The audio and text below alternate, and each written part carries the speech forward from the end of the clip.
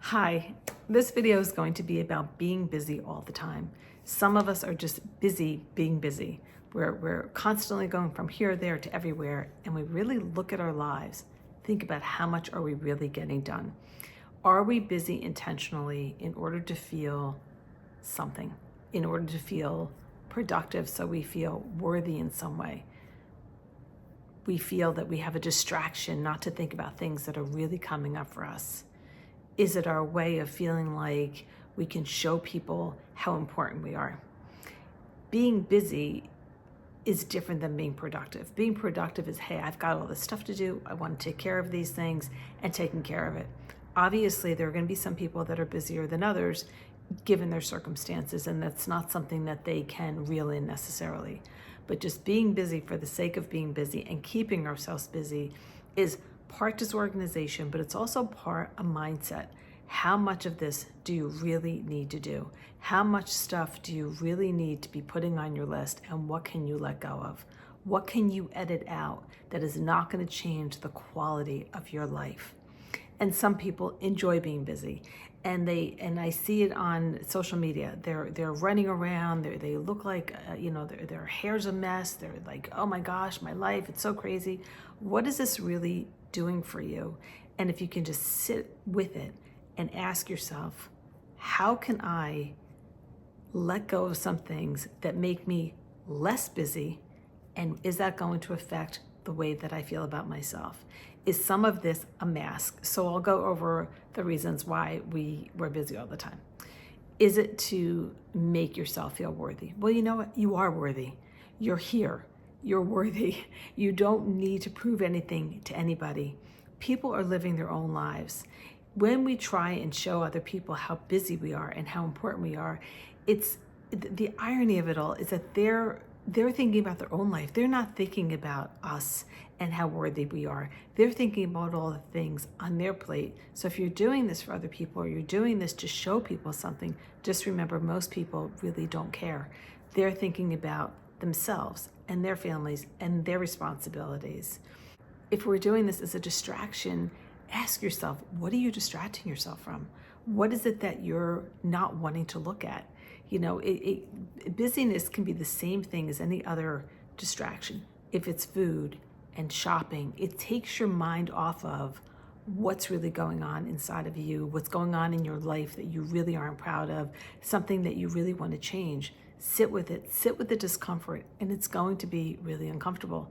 It's going to just rise to the top and having to look at things that we don't necessarily want to look at. And how do we get through that? We got to sit through the discomfort. We have to sit through it and accept that that's part of the resolution. So the analogy that came up for me, I used to send out blogs years ago, and one of the blogs that I sent out was, it's the same analogy as when we come out of a store and it's pouring rain and we've got to get to our car. We know that we're going to get wet. We know that we're going to get soaked. We don't want to get soaked, so we wait and we wait and we wait. But say the rain never goes away. At some point, we have to walk through the rain. We have to go through that struggle to get to our cars in order to be safe. The car is not going to come to us. Some of that is really uncomfortable. It's physically uncomfortable.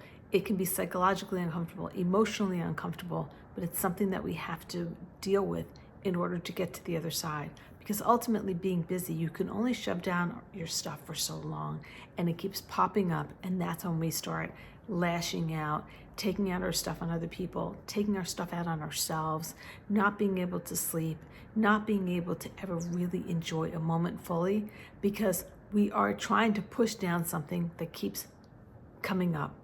So it's really about sitting with the discomfort and dealing with what that means for us. If it's getting help from the outside, if it's something that you can manage on your own, if it's just coming to terms with a reality that you don't want to be a reality and it is, all of that helps us, because the truth is the truth.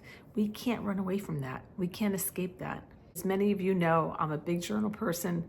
Write things in your journal. I find for myself what really helps me get through emotional stuff and to really process some of my past and some of the things that I've had to deal with and work out is to use the audio journal. For some reason, hearing my voice And being able to speak to myself as I would a therapist and hearing it back really helps me. It helps me get real with myself. And the more you do it, the more comfortable you become with it, and the more ease that you have, and then the more real you get. And then when you hear things, you can start internalizing that. And over time, you can take notes, or over time, you're just going to becoming more and more in terms with the reality of your reality.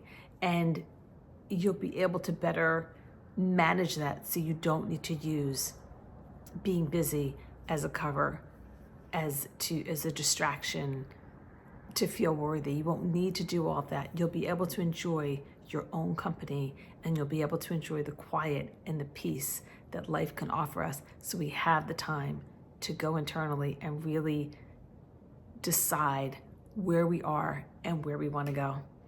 I hope this helps you in some way. If you like this video, please like, comment, and subscribe for more. Thanks so much.